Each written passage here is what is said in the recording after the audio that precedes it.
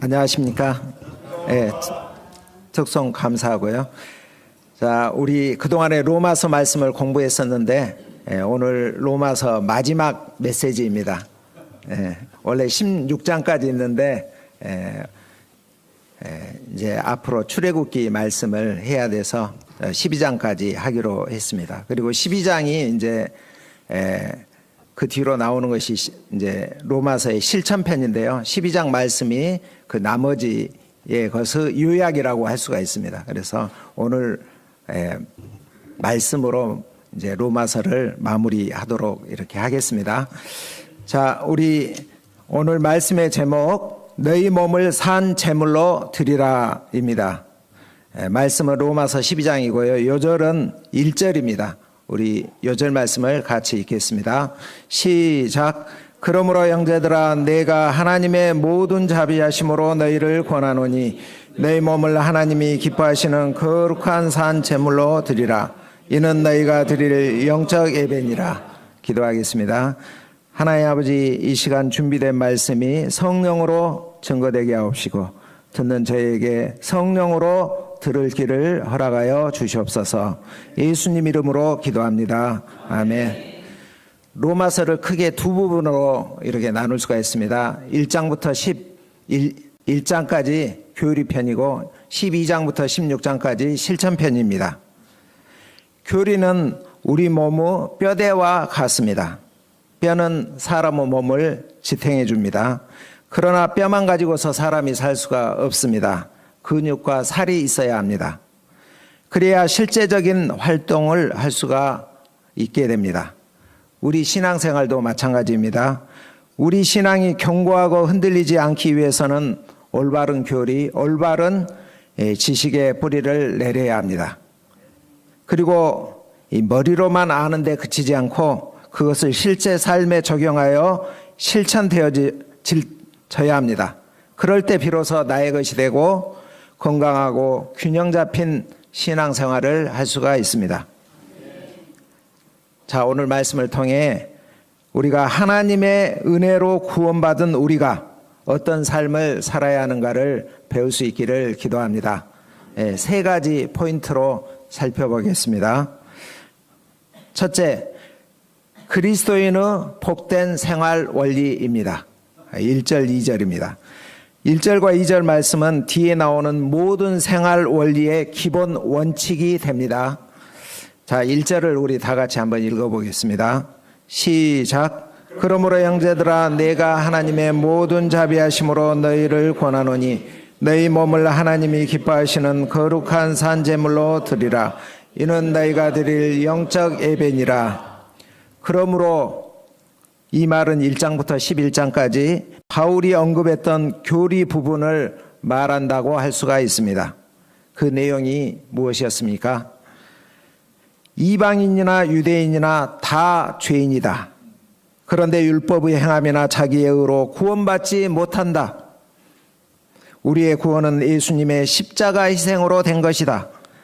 하나님의 긍휼로 일방적인 은혜로 된 것으로 우리가 단지 믿음으로 하나님의 의가 우리에게 덧입혀졌다.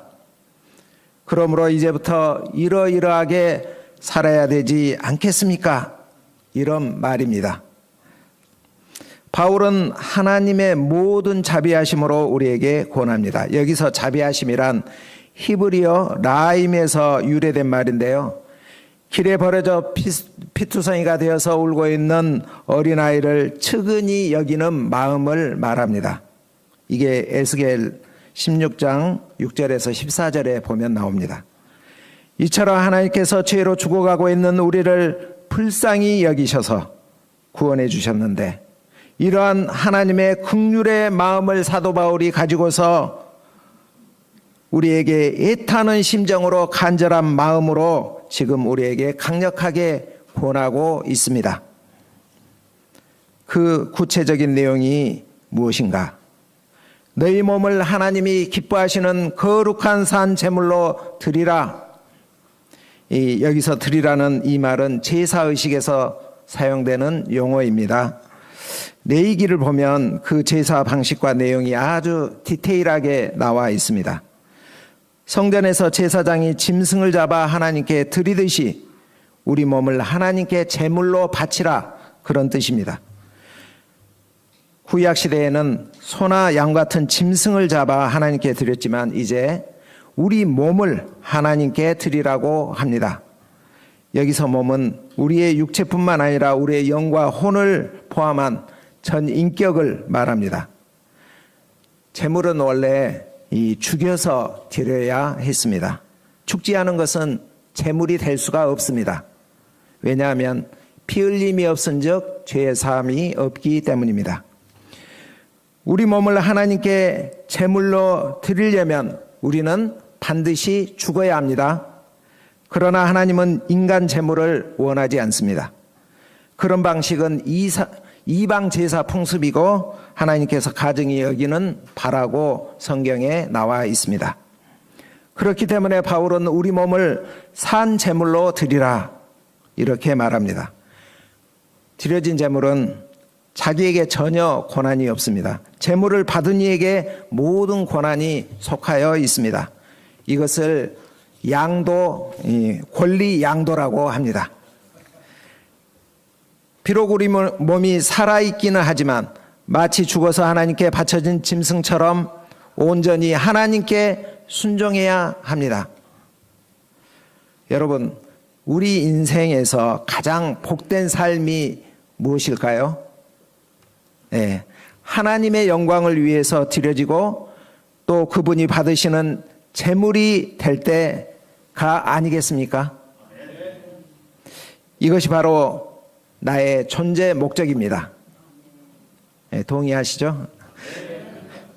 네, 제가 고등학교 2학년 때 왜 내가 이 땅에 태어나서 이렇게 살고 존재하는가, 이런 질문을 하고서 심각하게 고민하고 또 해답을 찾고자 이렇게 몸부림쳤던 기억이 있습니다. 그때 내린 결론이 무언가 목적이 있겠지 이렇게 생각했습니다.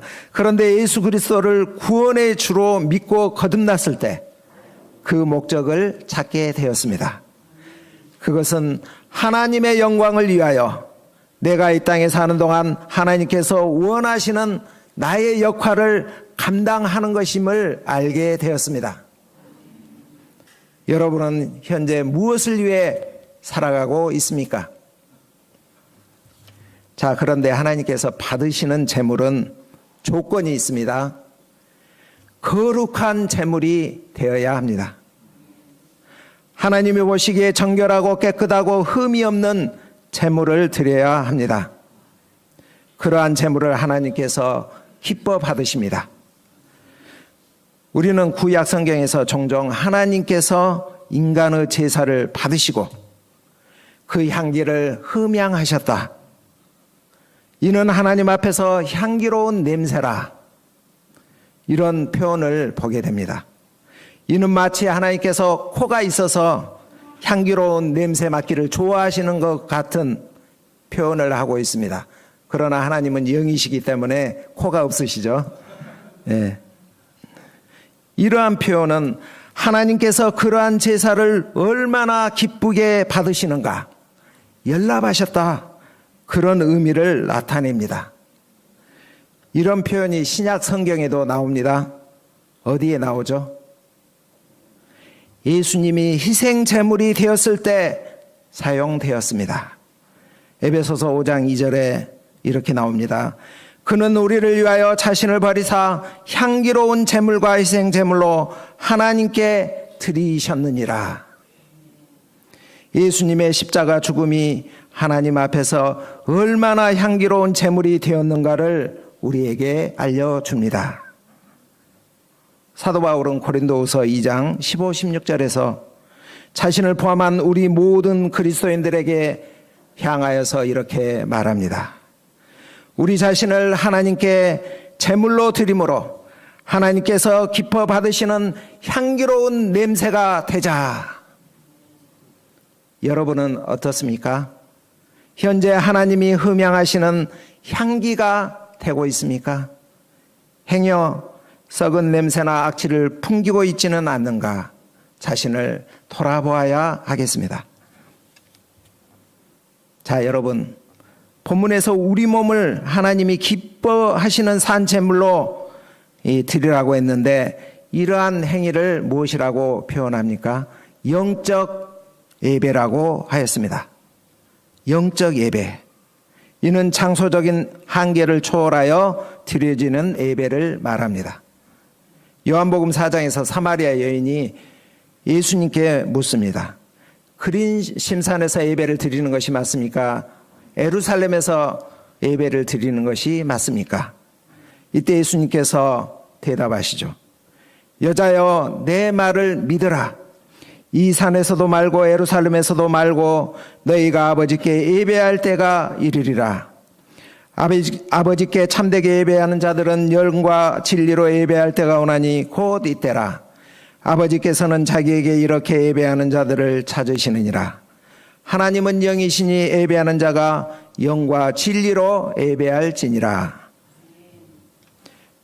구약시대 제사는 장소적인 제한이 있었습니다. 처음에는 성막에서, 후에는 예루살렘에서만 제사를 드릴 수 있었습니다. 하지만 그리스도인은 그 몸 자체가 성령이 내주하시는 하나님의 성전이기에 그가 어디에 있든지 그곳에서 예배를 드릴 수 있습니다. 교회에서 드려지는 공적 예배뿐만 아니라 구체적인 삶 전체 속에서 예배가 행해져야 합니다. 우리가 매일매일 마주치는 학교생활, 직장생활, 가정생활에서 내가 행하는 모든 일이 그리고 만나는 사람을 대하는 나의 마음가짐과 태도, 언어 사용, 행동이 다 예배입니다. 이것을 삶의 예배, 일상의 예배라고 합니다. 우리의 일상의 삶에 하나님의 주권이 선포되고 하나님의 통치가 실현되어야 합니다. 로버트 멍어가 쓴 내 마음은 그리스도 집이라는 소책자가 있습니다. 거기에는 우리가 드려야 할 참된 예배가 무엇인지를 알려줍니다. 그것은 나의 전 인생의 주도권을 주님께 맡기는 것입니다. 내 마음속에 있는 거실과 안방, 침실, 공부방, 휴게 공간 등 나의 삶의 전 영역을 주께 양도하는 것입니다. 먹든지 마시든지 무엇을 하든지 다 하나님의 영광을 위해서 사는 것입니다. 이것이 바로 구원받은 우리 성도의 최고의 복된 삶입니다. 영국의 빅토리아 여왕이 있습니다. 잘 아시죠? 하나님을 경외하는 영국이 낳은 최고의 여왕이었습니다. 그녀가 하루는 한 가정집을 방문했습니다. 한 아주머니가 아주 반갑게 맞이해 주었습니다. 그러자 여왕은 어떤 의도를 가지고서 그 여인에게 물었습니다. 이 집에 이제까지 찾아온 손님 중에서 가장 귀한 손님이 누구였습니까? 그러자 여인이 대답했습니다. 빅토리아 여왕 당신입니다. 그러자 여왕이 되묻습니다. 혹시 이 집을 찾아온 가장 귀한 손님은 제가 아니라 예수님이 아닐런지요? 예. 여왕은 속으로 예수님이라고 이렇게 대답하길 바랬던 모양입니다. 그러자 여인은 의외의 대답을 하였습니다. 예수님은요, 저의 손님이 아닙니다. 저의 주인이십니다. 그분은 또한 이 집의 주인이십니다. 이때 여인은 머리를 한 대 꽝 맞은 느낌이 들었습니다. 깊은 감명을 받았습니다. 그렇습니다. 나의 몸의 주인이 누구입니까? 나입니까? 아니면 예수님입니까? 예수님은 죄의 노예로 살던 우리를 자신의 살과 피를 찢고 흘리심으로 우리를 값주고 사셨습니다. 우리의 몸은 더 이상 내 것이 아닙니다. 예수님의 것입니다. 그러므로 나의 시간과 물질과 재능과 젊음을 예수님께 순종하여 드리는 것이 마땅합니다. 이 땅에 살 날이 많은 우리 청년들, 제 말에 동의하십니까? 여러분의 몸과 삶을 예수님께 드릴 때 여러분의 삶이 가장 베스트의 삶이 될 줄 믿습니다. 세계적인 베스트셀러 작가인 존 비비어는 이렇게 말했습니다. 인생의 성공은 하나님이 당신을 위해 계획하신 그 계획을 이루어 드리는 것입니다. 어떤 상황이나 어떤 일에서든지 하나님을 기쁘시게 하는 것이 최고의 삶입니다. 이번 전국 학생 수양회에서 큰 은혜가 있었습니다. 저는 수양회 셋째 날 수요일에 하루 참석을 했습니다. 그때 UBF 한국 대표이신 김느에미아 목사님께서 이 광고 시간에 자신에게 일어났던 일들을 간증을 하셨는데 저에게 큰 감명이 되었습니다. 24년 전 일이었습니다. 한국 대표이신 전영환 박사님이 아남센터 스텝 목자로 있던 김느에미아 목사님을 부르셨습니다. 그리고 강주센터에 어려움이 있으니 네가 가봐야겠다 했습니다. 그때 김느에미아 목사님은 Why me? 왜 내가 가야 합니까? 광주가 그때 어려운 사역이기에 거기서 내 인생 끝나는 것 아닌가 이런 생각을 했습니다. 머뭇거리자 전ஞ한 박사님은 던져! 네 인생을 던져!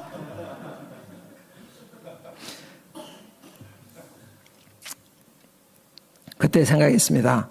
내 인생이 야구공도 아닌데 던지라니 남의 인생을 막 저렇게 던지라고 해도 되는가? 너무 무책임한 것 아닌가? 이렇게 생각했습니다. 그래서 못한다고 이렇게 집으로 갔습니다. 그런데 집에서 기도하는데 하나님께서 자신을 부르시는 것 같았습니다. 다음 날 순종하기로 결단하고 가방 하나를 들고 광주에 내려갔습니다. 24년간 이렇게 책임 목자로 하나님의 역사를 섬겼습니다. 그는 지난 24년간을 돌아보면서 하나님께서 자신을 얼마나 크게 축복하셨는가 고백했습니다. 물론 많은 어려움도 있었지만 거기서 기도를 배웠고 믿음이 영적 전쟁이라는 것을 배웠고 한 사람을 마음에 두고 섬기는 목자의 심정을 배웠다고 하였습니다. 지금까지 UBF에서 지방 스텝 목자님이 한국 대표를 한 적이 한 번도 없었습니다. 그런데 하나님께서 그를 현재 한국 대표로 세우시고 성서한국과 세계 선교를 위해서 귀하게 쓰시고 힘있게 이 역사를 섬기도록 하셨습니다. 이를 볼 때 자신의 몸을 하나님께 산 제물로 드린 사람을 하나님은 결코 망하게 하지 않으시고 축복하시고 그 인생을 하나님의 영광을 위해서 사용하시는 것을 우리가 배우게 됩니다. 우리 종로 2부의 강가일 목자가 올해 초 저에게 자신의 인생 소감을 발표했습니다. 그리고 6월까지 쉬는 시간이 있는데 이 기간을 하나님께 드리고 싶다고 하였습니다. 그래서 제가 풀타임으로 이 목자 훈련을 받고 캠퍼스를 섬기도록 이렇게 방향을 주었습니다. 그래서 풀타임은 풀타임 목자하고는 다릅니다.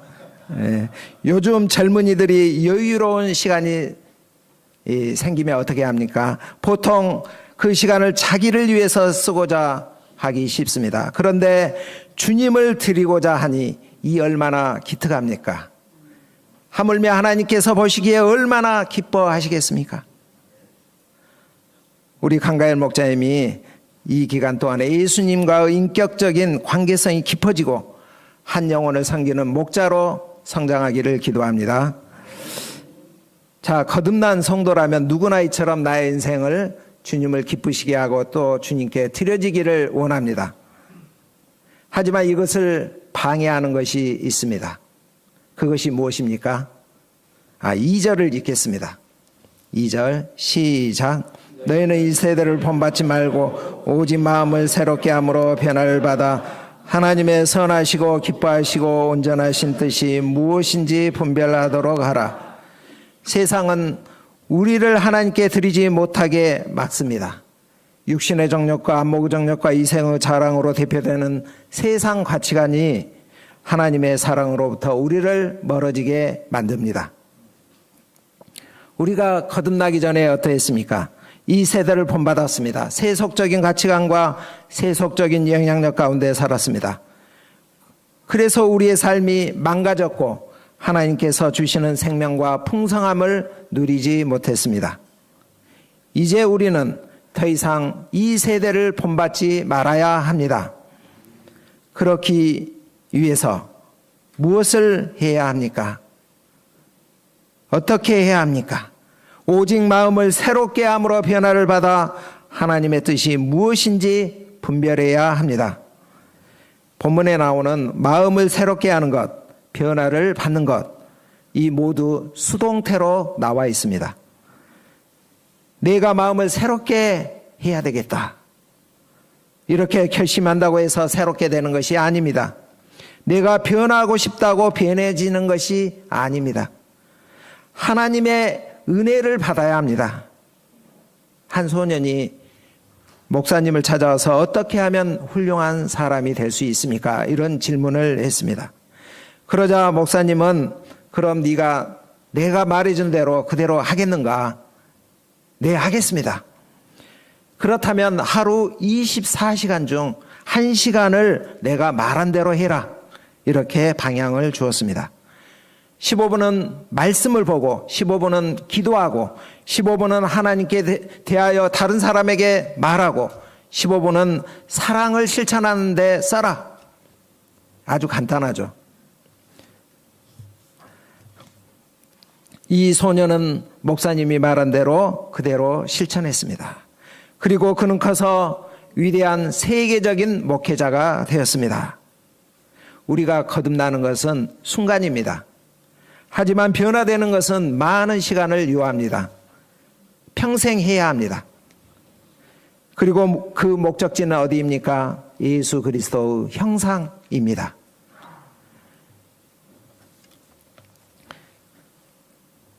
제가 우리 청년들에게 UBF 선배 목자로서 여러분들에게 복된 삶을 어떻게 살 수 있는가 두 가지 방향을 제가 제시를 하겠습니다. 첫 번째, 여러분들 청년들이여 매일 일용할 양식을 먹으십시오. 둘째, 주 한 편의 소감을 쓰십시오. 그러면 여러분의 인생이 복되게 되고 변화되고 하나님께 귀하게 쓰임받게 될 것입니다. 우리 다 함께 저를 한번 따라 해보겠습니다. 매일 일용할 양식을 먹자. 주 한 편의 소감을 쓰자. 하나님께서 여러분들을 축복해 주실 것입니다. 자, 두 번째 포인트, 복된 교회 생활. 3절에서 13절입니다. 그리스도인은 교회라는 공동체를 떠나서 혼자 수도하는 사람이 아닙니다. 우리는 교회의 일원으로서 몸의 한 부분을 맡은 지체입니다. 자, 복된 교회 생활을 어떻게 할 수가 있습니까? 3절을 우리 다 같이 한번 읽겠습니다. 시작. 내게 주시는 은혜로 말미암아 너희 각 사람에게 말하노니 마땅히 생각할 그 이상의 생각을 품지 말고 오직 하나님께서 각 사람에게 나누어 주신 믿음의 분량대로 지혜롭게 생각하라. 여기서 말하는 믿음의 분량은 믿음의 크고 작음을 말하는 것이 아닙니다. 교회의 기능, 각자에게 나누어 주신 은사를 말합니다. 복된 교회 생활, 슬기로운, 이제 요즘 말로 하면 슬기로운 교회 생활, 이렇게 말할 수 있는데 이 생활은 그 기능대로 충성을 다하는 것입니다. 섬기는 자는 섬기는 일로, 가르치는 자는 가르치는 일로, 위로하는 자는 위로하는 말로, 구제하는 자는 성실함으로, 다스리는 자는 부지런함으로, 긍휼을 베푸는 자는 즐거움으로 해야 합니다. 하나님께서 이러한 은사를 주신 목적이 무엇입니까? 에베소서 4장 12절에서 이렇게 말합니다. 성도를 온전하게 하며 봉사의 일을 하게 하며 그리스도의 몸을 세우게 하려 함이라. 우리 은사들은, 우리에게 주신 모든 은사들은 대등한 위치에 있습니다. 높고 낮음이 없습니다. 각자의 은사는 존중되어야 합니다. 다양성을 인정해야 합니다. 또한 한마음 한뜻으로 성령의 한 그릇을 이루는 통일성을 추구해야 합니다. 교회 안에서 대부분의 다툼과 분쟁은 대개 어디에서 옵니까? 예. 제자들도 무엇 때문에 다퉜죠? 예수님에서. 예. 누가 크냐에서 옵니다. 그러므로 우리는 겸손해야 합니다. 나를 낮추고 다른 사람을 높이며 그리스도의 몸을 세우고자 힘써야 합니다. 3절에서 13절은 교회 생활에 있어서 일반적인 권면입니다. 다른 성도를 사랑해야 합니다. 서로 우애하며 존경해야 합니다. 부지런해야 합니다. 소망 중에 즐거워해야 합니다. 기도에 항상 힘써야 합니다. 이러한 내용은 특정한 사람들에게만 해당되는 은사의 문제가 아니라 모든 그리스도인들이 실천해야 하는 윤리의 문제입니다. 여기에서 특히 사랑이 강조되고 있습니다. 말로만 사랑하는 것이 아니라 진실된 마음에서 우러나오는 사랑, 행함으로 표현되는 사랑을 강조하고 있습니다.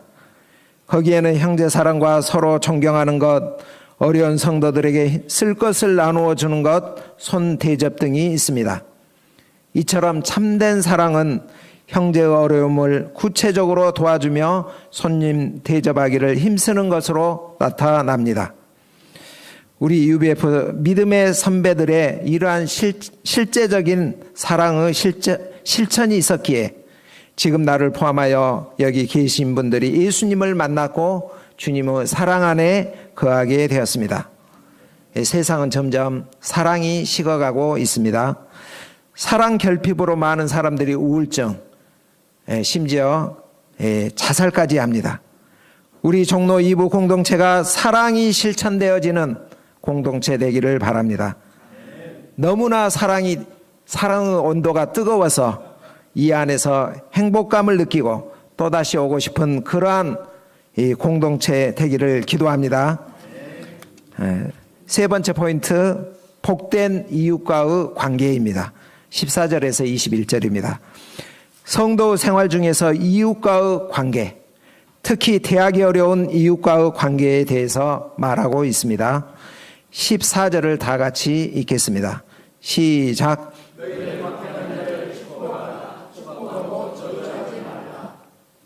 네. 여기서 박해한다, 이 말의 원어는 그 뒤쫓다, 추격하다 그런 뜻이라고 합니다. 끈질기게 계속해서 괴롭히는 것을 말합니다. 우리가 한두 번 괴롭힘 당하는 정도야 우리가 참을 수 있지만 계속해서 끈질기게 따라오면서 괴롭히면 어떻습니까? 여간 참기 힘듭니다. 그럴 때에도 저주하지 말고 축복하라 하십니다. 여기서 축복한다 이 말은 하나님 이 사람을 용서해 주십시오. 이 사람을 복 주십시오. 이렇게 기도하는 것을 말합니다. 우리가 원수에 대해서 단지 꾹 참는다고 인내한다고 해결되는 것이 아닙니다. 어느 순간 마음의 감정이 말과 행동으로 폭발하여 나타나기가 쉽습니다. 우리는 그 사람을 위해서 복을 빌어야 합니다. 이것이 이웃사랑 실천의 첫걸음입니다. 그리할 때 하나님께서 그 사람을 말과 행동으로 사랑할 수 있는 힘을 우리 안에 부어주십니다. 또한 즐거워하는 자들과 함께 즐거워하고 우는 자들과 함께 울라고 합니다. 그리스도인은 성육신하여 낮아져 이 땅에 오시고 창기 세리 죄인들과 함께 먹고 마시며 희노애락을 함께 하신 예수님과 같이 이웃에 대한 공감 능력이 있는 사람이 되어야 합니다.